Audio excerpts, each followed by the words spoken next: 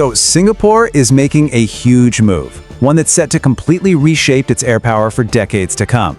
We're talking, of course, about the F-35 fighter jet, and its arrival is a way bigger deal than you might think. Let's just start with this one number, 20. Now, that's the total size of the F-35 fleet that Singapore is planning to build. But hold on, this isn't just about having 20 cool new planes. It's really a strategic statement. By 2030, this fleet is going to put Singapore squarely in an elite club of nations, flying the world's most advanced fighter jet, right there in the Asia Pacific. Okay, so how exactly does Singapore get from 0 to 20? Well, it's not like they're getting a big delivery all at once. This is a really carefully planned rollout, and the timeline tells us a lot about their whole strategy. All right, let's break this down. The first jets, right? 4 F-35Bs. They're set to touch down in 2026. Now, these are basically for training to get pilots and crews up to speed over in the US.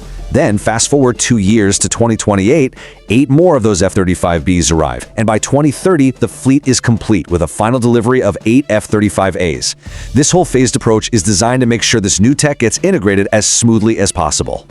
But here's where it gets really smart. Singapore isn't just buying one type of F-35. Nope, they're getting 2, and this is a huge part of their strategy. First up, you've got the F-35A. Think of this one as the long-range workhorse, you know? It's got greater range, can carry a bigger payload. But then, you've got the F-35B, the flexible rapid responder. And its secret weapon? It can take off from super short runways and land vertically. For a small country like Singapore, that kind of flexibility is an absolute game changer. You know, we keep throwing around this term, 5th generation. But what does that actually mean? Well, it really boils down to 3 key things. First, advanced stealth, which makes it practically invisible to radar. Second, deeply integrated avionics that pull in tons of information for the pilot. And third, superior sensors that give them a kind of situational awareness that's just unparalleled. Now, this is important. Singapore isn't doing this in a vacuum. They're actually joining a growing F-35 club right there in the Asia Pacific. And when you zoom out and look at the whole region, you really start to get why this is such a massive deal. I mean, just look at these numbers. Japan is planning a massive fleet of 147 jets. Australia's already got 72. South Korea's sitting at over 40, and they're not done yet. So Singapore slots in as the 4th key player in this growing alliance of F-35 operators. And get this, when you factor in the US aircraft based in the region, that number just explodes. Projections are showing that by 2030, there will be more than 300 F-35s flying in the Asia Pacific. That is an incredible concentration of air power. And look, this is no accident. This huge buildup of F-35s tells you everything you need to know about how central this aircraft has become to the security strategy of the US and its allies in the region. It's all about deterrence.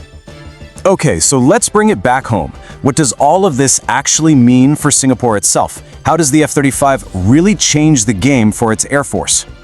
See, the F-35 doesn't fly solo. The best way to think about it is like the quarterback of the team. Its advanced sensors see the entire battlefield, and it shares that picture with the rest of the players. You've got the F-15SG, that's the heavy hitter, and the F-16V, the agile, upgraded workhorse. When they all work together, they're a networked force that's so much more powerful than the sum of its parts. In the impact of having this kind of integrated system, it is huge. I mean, defense analysts are calling it a qualitative edge unmatched elsewhere in Southeast Asia. That's a pretty powerful statement about the technological leap this aircraft really represents. So what's the big picture here? What's the major takeaway?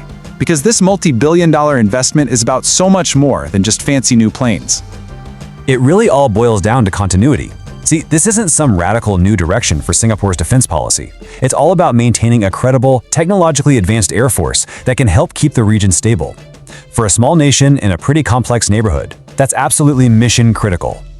And all of this leaves us with a really critical question to chew on. As more and more countries in the region get their hands on this kind of advanced air power, is it actually going to make everyone safer through deterrence? Or could it kick off a whole new kind of high-tech arms race? Honestly, the answer to that is probably going to shape the future of the entire Indo-Pacific.